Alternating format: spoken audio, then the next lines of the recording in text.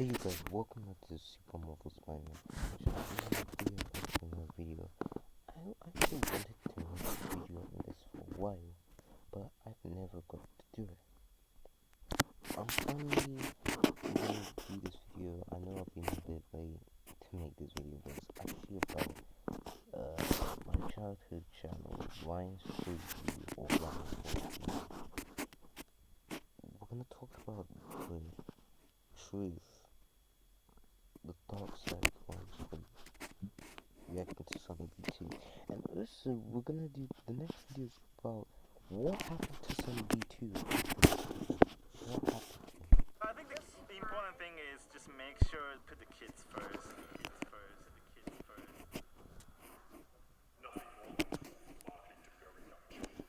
Zero value to kids. It's straight up dangerous and should be blocked by most parents. I hate this channel. Everything about it is seriously wrong. It's a giant commercial and they are always talking about freaking McDonald's. Young brains are impressionable and this is completely not what I want my child to witness as fun. Garbage, pure garbage. Just another way to manipulate kids to make money from this type of parent. It has no educational purpose. Why does a child need that in toys? He's going to have girl issues because everything is about me. Ryan's Toy World is like a trash reality TV show for small children. It seems to be addictive for kids yet has no real substance.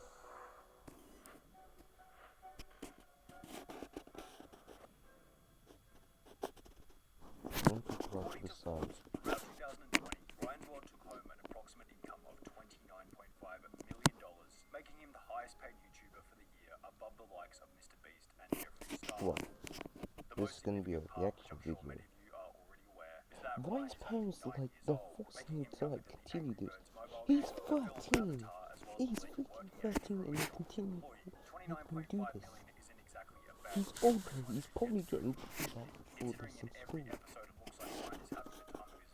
On the surface, it seems as though the Ryan's World channel is the spitting image of perfection itself. However, like all things in life, the Ryan's World channel has a dark side that's rarely talked about in the media. We try not to capture any moment that Ryan's in distress. Legal battles to do with not fully disclosing paid sponsorships within videos, the exploitation of Ryan for the financial gain of his parents, and most surprisingly, the criminal history associated with Ryan's mother, Loanne Kaji, who in her younger years actually went to prison.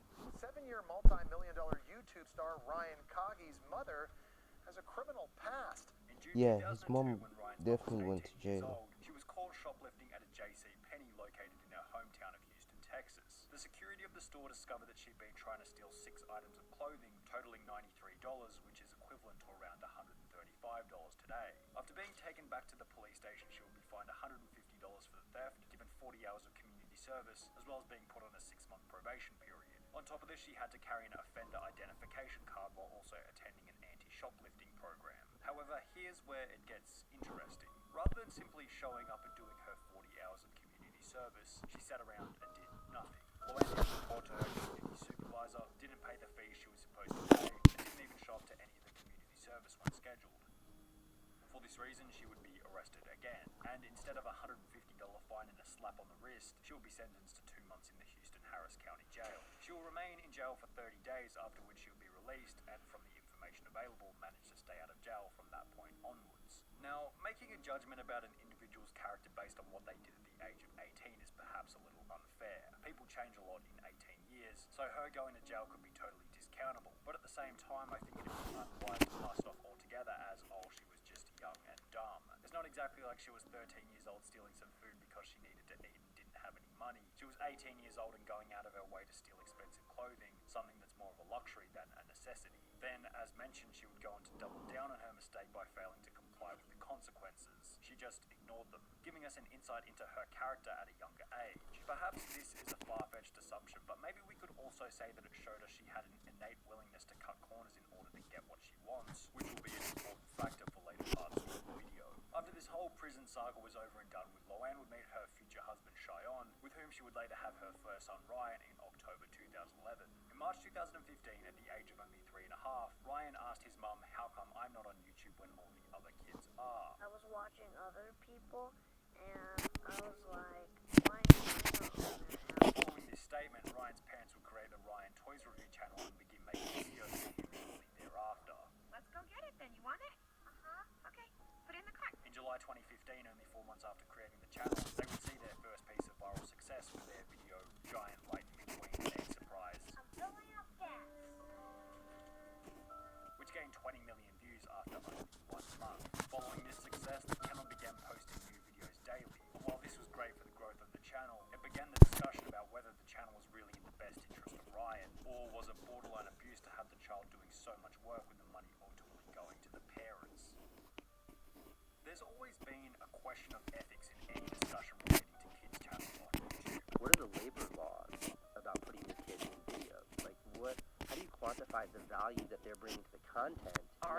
Is that value going back to them? But is the criticism This is kind of like something else, like, YouTube platform just pure jealousy from other people who might be in their 40s making 60 grand a year, or is there a legitimate case for concern? It's an extremely difficult topic to determine for a few main reasons. Firstly, there'd be channels where the child, being the main star, legitimately like, wants to be honest, part of the it used show, to come which is from his apparently the parents, case with but Ryan. What was obviously, I don't special think is that so, like, he wanted now. his own YouTube Because, channel. because, And you have a lot of like, parents why who would you like, force come on, my pushing kid their kids that out used there. to do it, However, but there are he's other getting channels older on now, which why you can can tell you the not kids make him do, clearly like, don't want to be gaming involved and in the stuff, videos, since he's and like the a parents are teenager forcing now? them to appear in Why order can to you not gain make him ad do revenue. teenage stuff, instead of making him do kid stuff? Why can you not get, So in order to his determine sisters, whether Emma, Ryan being involved like, in the Kate, videos is a part of the channel's dark side, we have to if first I'm saying determine their a few names, different like, things. if Is their it names are right, voluntary but yeah, they are. involvement? Is he being held at gunpoint Why can you to not get them perform? to Does do he that? have to deal with the difficult parts of the channel like editing, criticism, and innovation? How much of the spoils and rewards Like, actually I go to bet Ryan you in behind the his scenes, I don't think future? Ryan's getting Comment some of after the money comment he talking makes. about how they are exploiting him, which would be awful if true. But simply having him This appearing is in this videos is the isn't problem really with family exploitation. channels. We need It's to always ask a more problem. questions. I Now, want the to make first my thing own we have to family channel. establish There is is nothing going, Ryan's not parents going is to be a any part of of the that. dark side of the channel. This Is is the whether or not problem Ryan is with being the forced to family appear channels. in The videos. kids are Now, Ryan so stated much. that the channel was birthed because he personally wanted to be on YouTube and it wasn't because his parents forced him. However, it's also important to question this statement with a healthy level of skepticism. Ryan was only 3 and a half when he was first put on the platform. It's hard to believe that any kid of that age would already be keen to personally appear on any kind of public platform. But I All he could be wants to be a completely wrong YouTuber. with that. As shown in the same video, the #1 most desired job for kids aged 8 to 12 is YouTube star, followed by teacher, professional athlete, musician, and astronaut. However, if you did a study on the most desired jobs for kids aged 0 to 4, they probably wouldn't have an understanding about the concept of working a job. For this reason, I'd make the assumption that the idea for the channel was more than likely from Ryan's mom. And the story of Ryan just seeing other kids on YouTube and wanting to be a part of it as well is an over-embellished statement to go along with the channel's light-hearted branding. However, while this somewhat answers whose idea it was for the creation of the channel in the first place, it fails to answer the We're gonna more be reading important some question, comments is Ryan after being this. forced to appear in the videos? In the beginning, perhaps there was a trade-off between Ryan and his mum, where if Ryan's mum got to film Ryan in the videos, Ryan would be able to get as many toys as he wanted. A deal that makes sense for both parties involved. You can clearly see in the beginning that Ryan isn't being forced to appear in the videos. Kids aren't very good at hiding their emotions, especially 3-year-olds. If they're sad, they'll show it. If they're happy, they'll show it. Why do you want this? Because I like it. Oh, is it fun? Does it look fun? Ryan is clearly happy to be on camera here, and I don't see anything sinister going on in the beginning, except for the fact that maybe Ryan's mum is Oh using my the god, toys look to at get a him, nice he's reaction like, out of really, Ryan. But as that's time what I has mean. progressed and Ryan now has a lifetime supply of toys, using toys as a reward isn't really going to be all that interesting to him anymore. Especially considering he's getting older, which makes me think that unless there's some kind of other incentive for him, the only other way to get him to constantly appear on camera is with a bit of force. If we combine this with the fact that their channel has somewhat of a schedule and uploads almost daily, we can almost be certain that there are days where Ryan doesn't feel like making the content, and would have to be somewhat forced by his parents in order to appear in the videos, which would be an element of the channel's dark side. However, I could be wrong with this once again, and here's why. Firstly, because as previously mentioned, even a 9-year-old isn't very good at hiding their emotions. If he wasn't willing to appear in the videos, you'd be able to tell straight away. Secondly, Ryan doesn't actually have a very big role on the channel in terms of workload. He's the host and the face of the channel, but compared to the rest of the work required, those are probably the easiest jobs. Does he A lot of even these get comments some of that the state money that the off parents it? are exploiting the son for views must think that this kid is Why working do family 15 hours channels every freaking single exploit day the being kid? whipped by the parents in Why order do to they get out exploit tomorrow's the video. kid? But I would totally disagree with that. He's not going to be doing any editing. It's He's not because going to have to money worry about draws on scripting. them. He's not going to be dealing with Money sponsors. He's draws not going on to be them, constantly that's the innovating thing. with new ideas. He's not going to be dealing with sets. All of the hard work is being done by Ryan's parents and their team. Behind the scene, it's a lot more work than somebody might think. It is very time consuming. I would do all the editing after after Ryan goes to bed, so I would stay up several hours. Assuming all of the back work is done by the parents, each of these videos could probably be filmed within the space of an hour. On top of this, there are videos where Ryan literally has 3 lines, with the rest of the video being taken over by an adult talking in a kid's voice. Ryan's total quote-unquote work week is probably like 10 hours max, which isn't exactly all that bad, especially when considering how much the channel is earning, which brings us to the question of finances.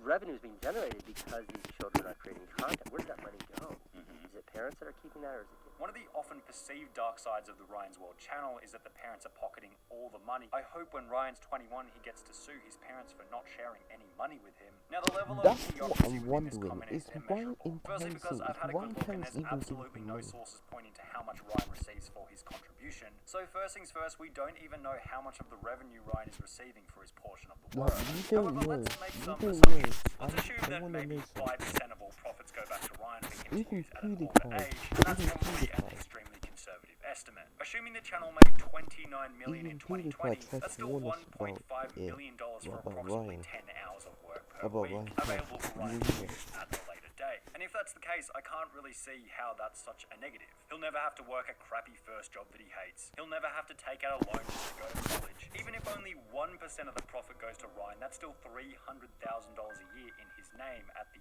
age of 9.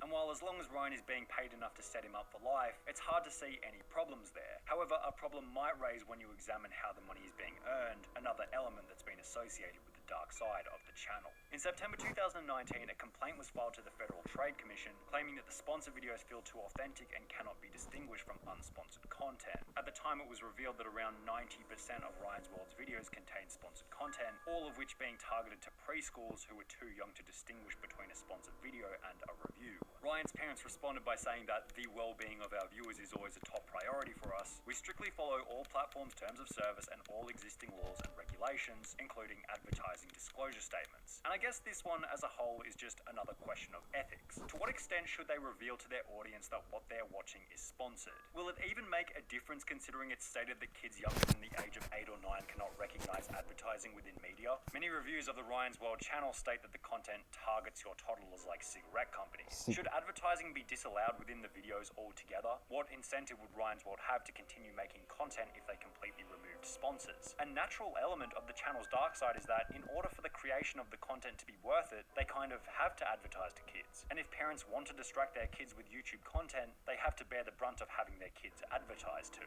All in all, I think this might be one where you guys have to draw your own conclusion as to the shade of black that permeates the dark side of the Ryan's World channel. Is Ryan being exploited for the financial gain of his parents? Or is it reasonable as long as he's receiving a cut of the pie? He's not Is it ethical to He is continue not sponsorships spoiled, to an bro. audience This too young to is understand Ryan what is they're not being spoiled, advertised bro. to? Does the criminal He's history just of kind of Luan Kaji keeping make an impact on exposure how the channel from is run today? It'd be safe to say that their practices What aren't is what perfect. But hey, for the many parents out there that appreciate his ability to stop their child from crying, Ryan's World has its place on the platform, perfect practices or not. Alright guys, we're gonna read the comments. This is not the Sunny YouTube video because the one was let's say the comments were yeah blocked because it marked it as kids content, but we're just gonna look at this. We'll read the comments. The saddest part is that Ryan probably can't even tell people what he really thinks about this YouTube stuff. Without his parents finding out, it seems it will definitely spread around the school, eventually to the whole world. If he revealed anything to a friend, think about it. Walmart toys, billions of views, a Macy's Day Parade, a movie, Nickelodeon show, many more. We talk about his true thoughts, spread like dominoes. This kind of like, this is the reason why Sis vs. were a very popular kids channel in 2015 / 20. I knew Sis vs. was a Roblox channel. I used to watch it. They left YouTube in the year somehow 2020. No, it's not 2023. Oh, they did upload a short, but not long video. But they left around somehow 2021. They left because they didn't want people to recognize them as the people that did cringe things. Now in 2025, Sis vs. Boo came back to YouTube just because they actually want to. They actually make more funny, enjoyable videos. So maybe hold Ryan back until he actually wants to return and make better content.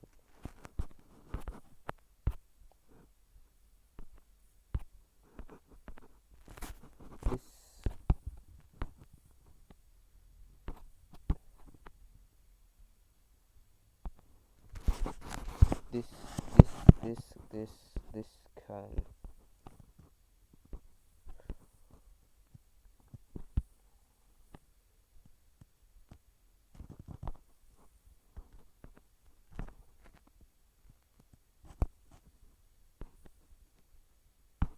anyways guys, that's it. We're gonna see you guys in the next one.